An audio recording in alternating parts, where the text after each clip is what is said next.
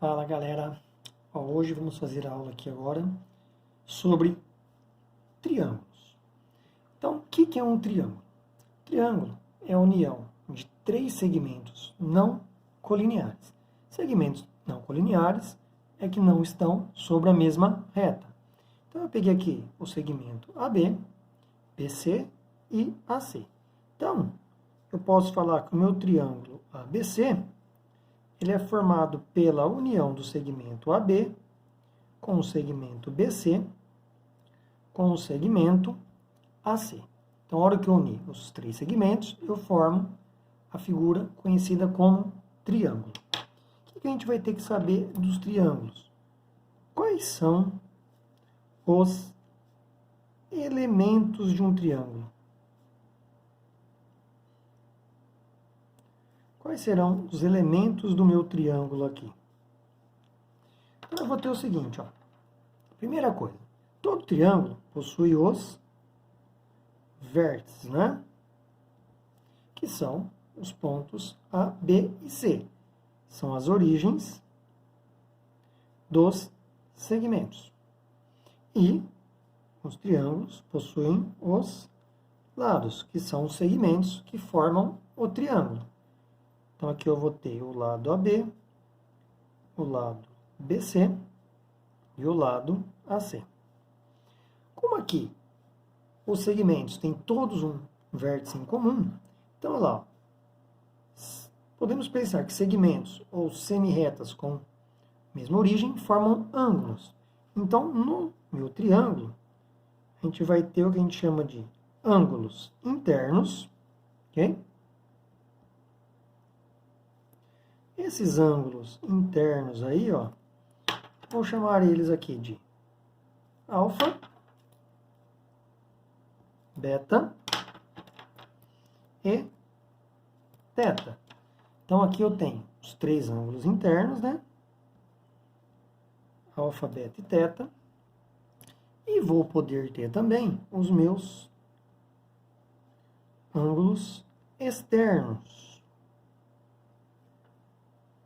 O ângulo externo, ele é obtido prolongando-se um dos lados. Ah, mas se eu prolongasse o outro, daria a mesma coisa. Tá vendo? Ó?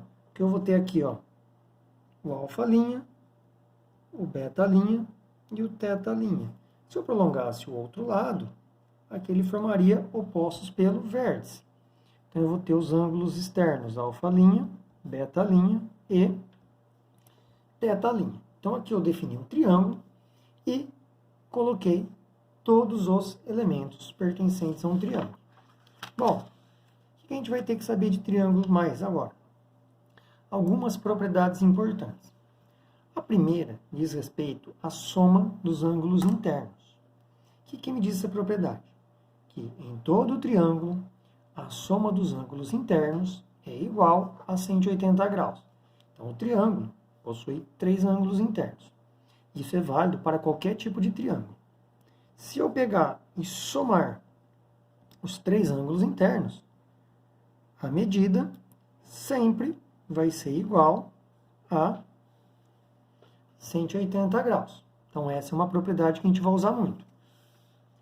Uma outra é a do ângulo externo, que é a soma dos ângulos externos, que diz o seguinte, que em todo o triângulo, a soma dos ângulos externos é igual a 360 graus. E fica até fácil ver a veracidade dessa informação. Que aqui, ó, sempre que eu pegar um ângulo externo com um ângulo interno, a soma dos dois sempre vai formar 180 graus. Então, se eu pegar o alfa mais o alfa linha, vai me dar 180 graus. Se eu pegar o beta mais o beta linha, também vou ter 180 graus. E o mesmo para o teta mais o teta linha. Se eu somar essas três equações membro a membro, eu vou encontrar aqui, ó, como são letras diferentes, eu não posso juntar elas. Então, eu vou ter alfa mais beta mais teta, mais alfa linha mais beta linha mais teta linha, e somar três valores de 180, eu chego em 540. Só que aqui, ó, eu tenho os três ângulos internos. Então, a soma desses três, eu sei pela propriedade de cima, que vale 180. Então, eu vou ter 180 mais alfa' mais beta' mais teta' é igual a 540.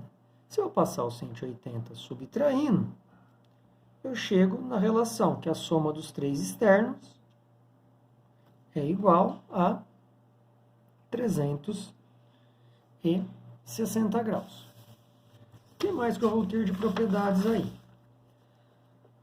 Eu vou ter agora um teorema, que é conhecido como teorema do ângulo externo. Esse teorema é usado bastante em exercícios também. Ele me diz o seguinte, ó, em todo triângulo, a medida de um ângulo externo é igual à soma dos dois ângulos internos não adjacentes a ele. Então, isso é válido para qualquer ângulo externo. Então, eu vou começar aqui, ó, eu vou escolher o alfa' aqui. Ó. Então, pelo meu teorema, eu preciso mostrar que o alfa' é a soma dos dois ângulos internos não adjacentes. Então, eu preciso mostrar que esse alfa' é igual a beta mais teta. E olha como é fácil de mostrar. Se a gente pegar o alfa mais o alfa', ele dá 180 graus, certo? E se eu somar os três ângulos internos, alfa mais beta mais teta, também vai me dar 180 graus. Então, aqui eu tenho duas equações dando o mesmo valor. Então, as duas equações são iguais. E aí, alfa de um lado, alfa do outro, a gente corta.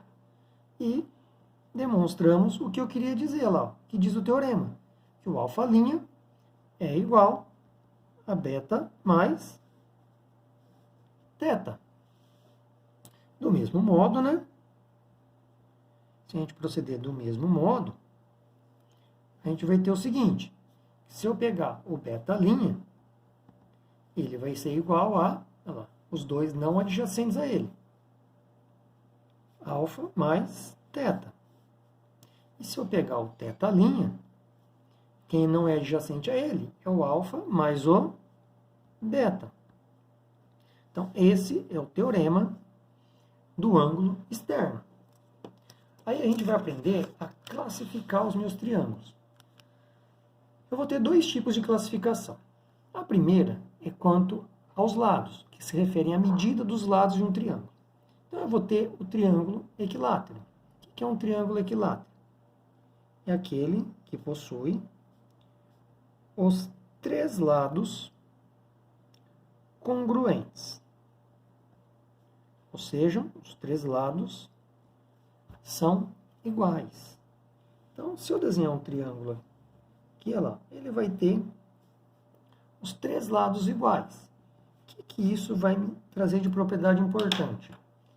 Como ele tem os três lados iguais, ele vai ter também os três ângulos internos iguais. E como a soma tem que dar 180, cada ângulo interno de um triângulo equilátero mede 60 graus. Depois eu vou poder ter também o triângulo isósceles. O que vai ser o triângulo isósceles? É aquele que possui pelo menos dois lados iguais. Pelo menos dois lados iguais, ou dois lados congruentes. Então aqui eu tenho um triângulo isósceles? Sim. E como o triângulo tem três lados, se ele possui os três, é chamado de equilátero. Quando ele possui somente dois, ele é chamado de isósceles. E aí o triângulo isósceles também tem uma propriedade importante. O lado diferente dos demais, que vai ser esse aqui, né? Eu marquei que esses dois ângulos são iguais, ele é chamado de base do triângulo isósceles. Por que me chama esse lado de base? Porque no triângulo isósceles, os ângulos da base são congruentes. E podemos ter também o triângulo escaleno. A definição correta é que ele não possui lados 2 a 2 congruentes entre si. Na prática, a gente diz que possui os três lados com medidas diferentes. Então, se nenhum lado for igual ao outro, o meu triângulo ele é chamado de triângulo escaleno. Então, vamos pegar aqui, ó, 5, 6 e 7. Aqui eu tenho um exemplo de triângulo escaleno. A próxima classificação minha aí, ó, é quanto às medidas dos ângulos do meu triângulo. Então, eu vou começar com o triângulo acutângulo. O que vai ser um triângulo acutângulo? É aquele que possui os três ângulos internos agudos. A gente já viu na aula de ângulo que ângulo agudo é menor que 90 graus. Então, aqui no meu triângulo acutângulo, eu posso ter aí, ó, um triângulo com 40, 60 e 80. Vale ressaltar, se você somar os três, dá 180. Eu posso ter o triângulo retângulo, é aquele que possui um ângulo reto, e apenas um só, né? Aí, se ele tiver dois, se você já tiver dois ângulos retos, você já vai ter 180. E como a soma dos três é 180, não sobra nada para o terceiro. Então, obrigatoriamente, você só pode ter um. E aí, vale ressaltar o seguinte. No triângulo retângulo, se eu tenho um ângulo reto, os outros dois ângulos, consequentemente, são agudos e complementares, não é? Como a soma tem que dar 90, se eu já tenho um ângulo de 90 graus, consequentemente, a soma dos outros dois também vai ser 90. E eu vou ter meu triângulo obtusângulo, que é aquele que possui um ângulo, também um só, né? Obtuso.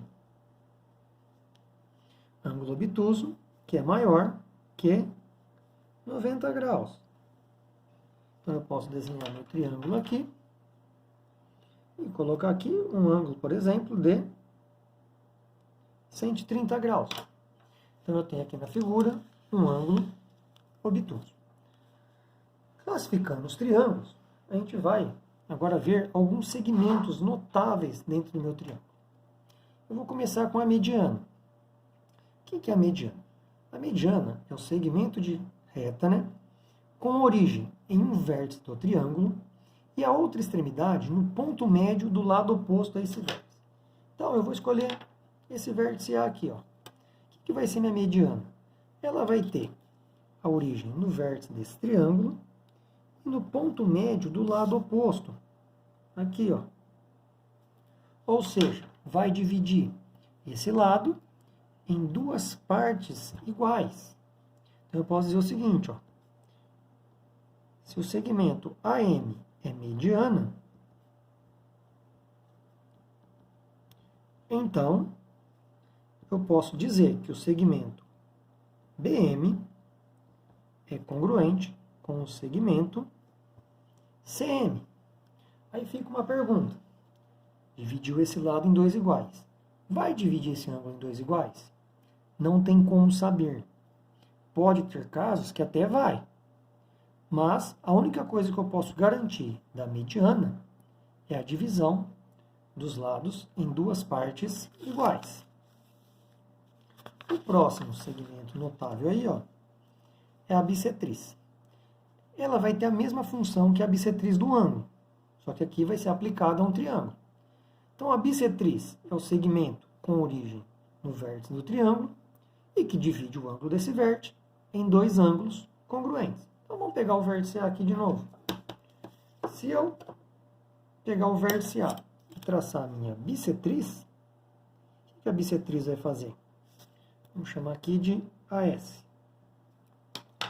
Esse ângulo do vértice A ficou dividido em dois ângulos congruentes. Então, se o AS é bissetriz, podemos dizer que o ângulo BAS é congruente com o ângulo CAS. E aí pergunta, vai dividir esse lado em dois iguais? Em alguns casos pode até dividir, mas não posso afirmar nada. Então, a única coisa que eu posso afirmar a respeito da bissetriz é que ela divide o ângulo em dois ângulos congruentes. E o terceiro segmento aí, ó, é a altura. Então, a altura é o segmento de reta com origem no vértice do triângulo e perpendicular ao lado oposto a esse vértice. Então, se eu pegar o vértice A aqui e traçar a minha altura,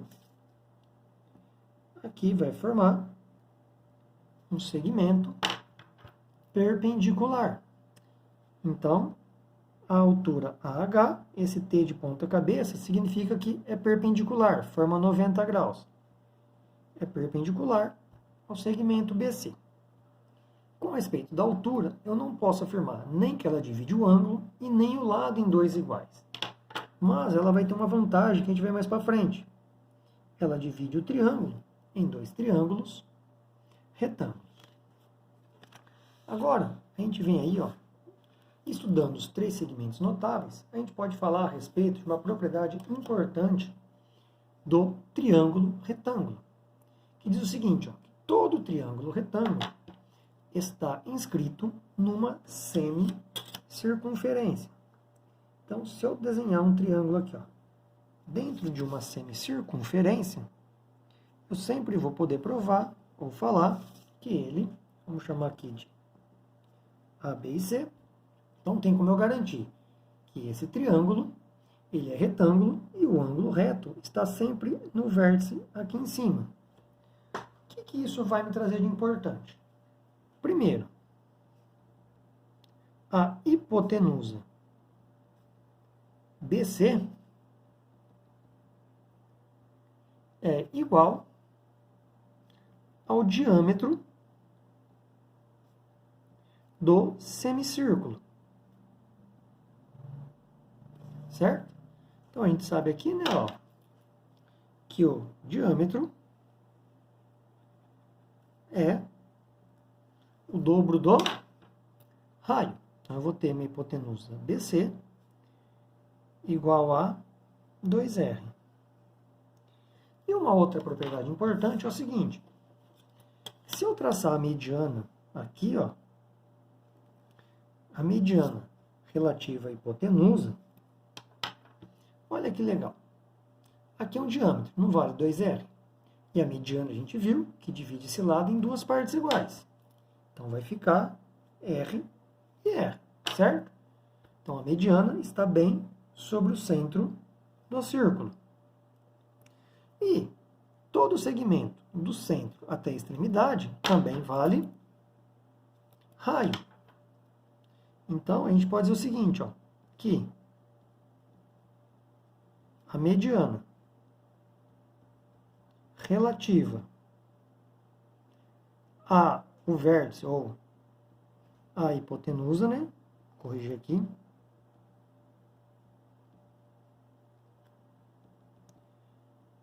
É igual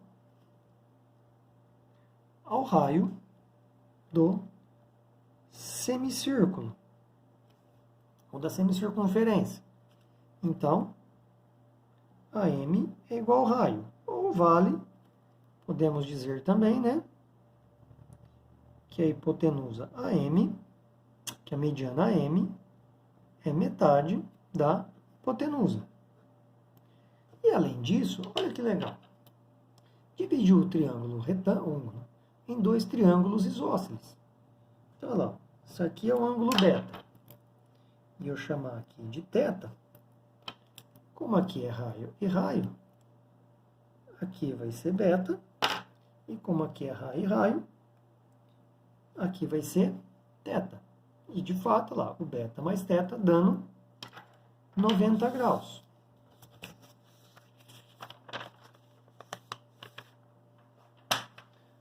O que a gente vai ver agora?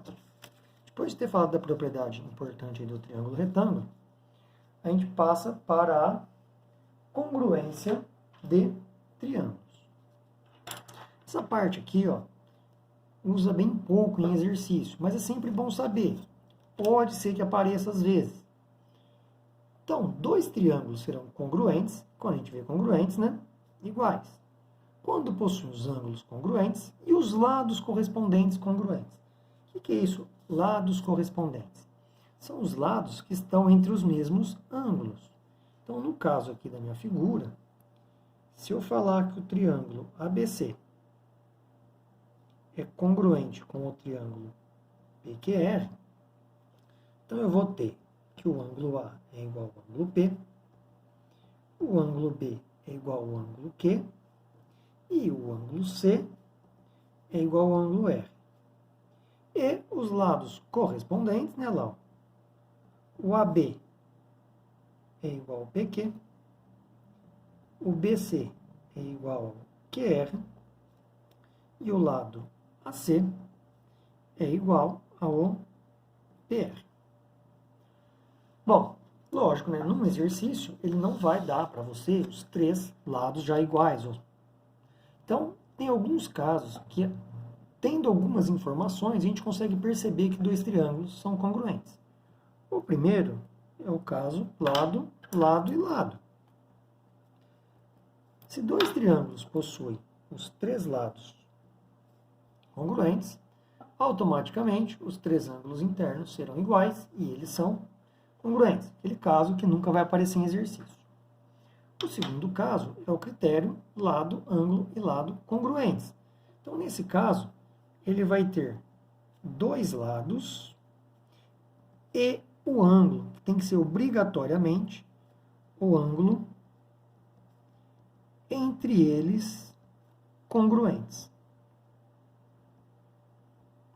Certo? Então, eu posso ter aqui, ó, esse lado com esse lado congruente a esse, e obrigatoriamente o ângulo congruente, que eles não precisam estar na mesma posição, né? Tem que ser congruente. Agora, um outro caso é o caso ângulo, lado e ângulo. E, de novo, são agora dois ângulos e, obrigatoriamente, o lado entre eles congruentes. Então, vamos marcar dois ângulos aqui. Ó. Vamos chamar aqui de alfa e aqui de θ, certo? Então, se nesse meu triângulo eu tiver o alfa aqui e o θ aqui, então, se aqui está o lado entre eles, esse lado entre eles deve ser o quê? Também congruente. E o quarto caso aí, ó, vai ser o quê? O caso lado, ângulo e ângulo oposto. Então, esse ângulo é o caso lado, né? Ângulo e ângulo oposto ao lado. Ok? Então, aqui, ó, vou marcar o lado aqui, vou marcar um ângulo alfa aqui, e vou pegar um ângulo oposto, θ, ao lado. Aí no outro, posso montar correspondendo assim, ó, o ângulo aqui, aí eu posso pôr meu alfa aqui, então, consequentemente, aqui vai estar o meu ângulo θ. Então, com essas três informações, eu também mostro que os dois triângulos são congruentes. Uma observação importante aí, ó, vai ser isso aqui, ó. Quando a gente viu aquele caso de lado, ângulo e lado, então eu falei que, lá, que um critério de congruência tinha que ser lado, ângulo e lado. E obrigatoriamente o ângulo entre os lados. Porque, ó, se eu tiver apenas esse caso aqui, ó, lado, lado, ângulo, não forma congruência. Então, olha só, se eu pegar o triângulo ABC, ele vai ser diferente do triângulo BCD. E olha que legal, eles têm o lado AB, que é igual ao lado AD, o lado BC em comum e o ângulo alfa. Então, eles têm lado, lado e ângulo. Olha lá, lado, lado e ângulo. E ainda assim, eles são diferentes. Então, para formar congruência, o ângulo deve estar entre os dois lados. E um último caso aí que a gente precisa lembrar de triângulo é a respeito da condição de existência dos triângulos. Não é qualquer três valores que a gente pode pegar que vai formar triângulo.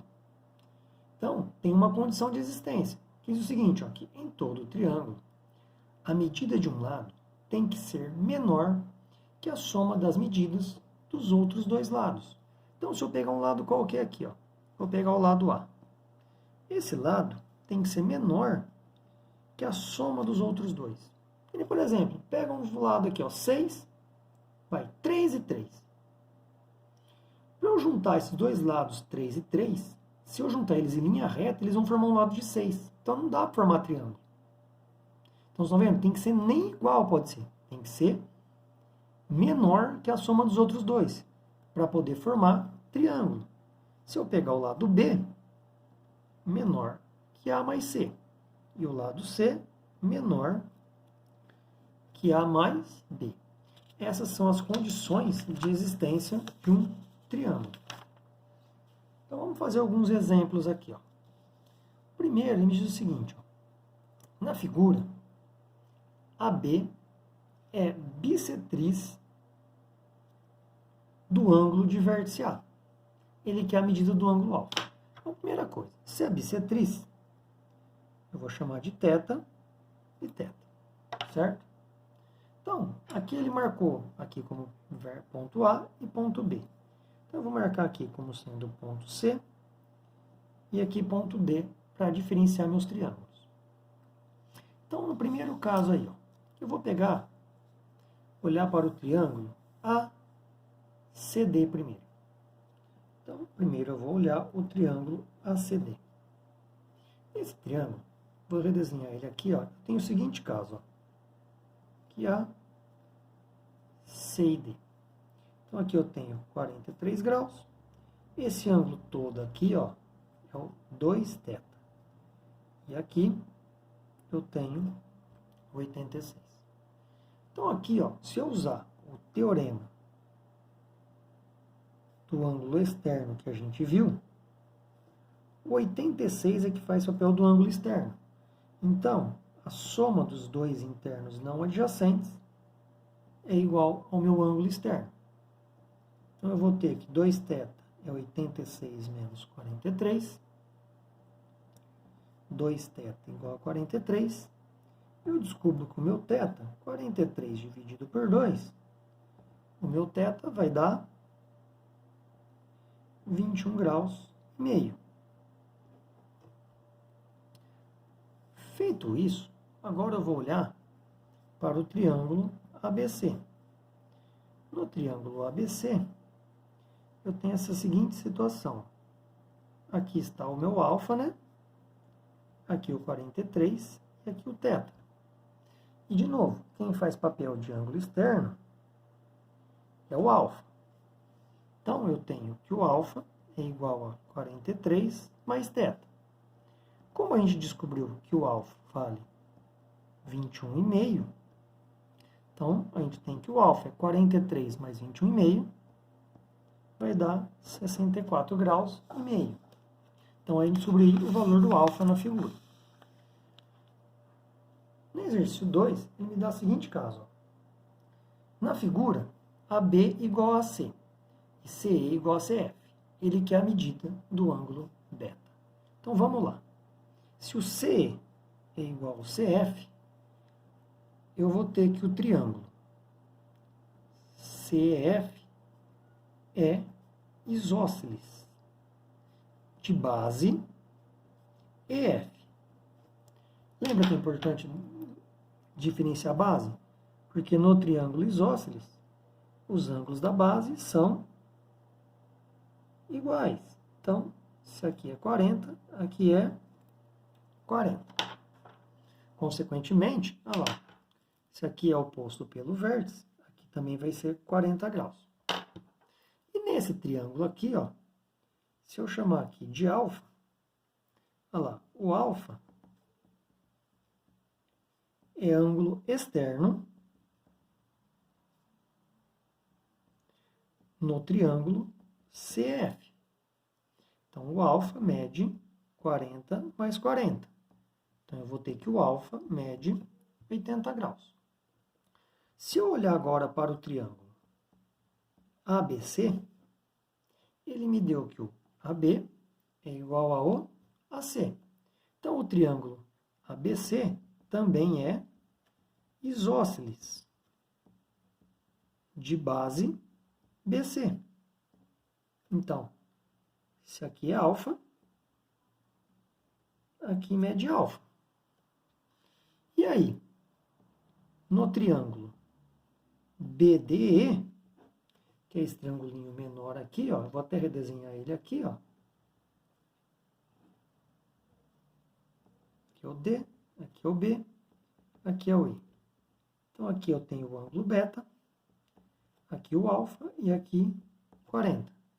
Eu tenho que o beta é meu ângulo externo. Então, o beta é alfa mais 40. Só que o alfa, a gente viu ali, que vale 80 graus. Então, 80 mais 40, a gente tem que o beta mede 120 graus. Um último exercício aí, ó, a respeito de triângulo retângulo. Ele me diz o seguinte, ó, no triângulo retângulo ABC da figura, temos que BAC é 90 graus. Então, aqui em cima é 90 graus. MAH é 20 graus. BM é igual a CM, né? Tá aqui. Esses dois lados são iguais. E AH é perpendicular a BC. Então, como aqui é um triângulo retângulo, a gente sabe que todo triângulo retângulo está inscrito na semicircunferência, não é? Então,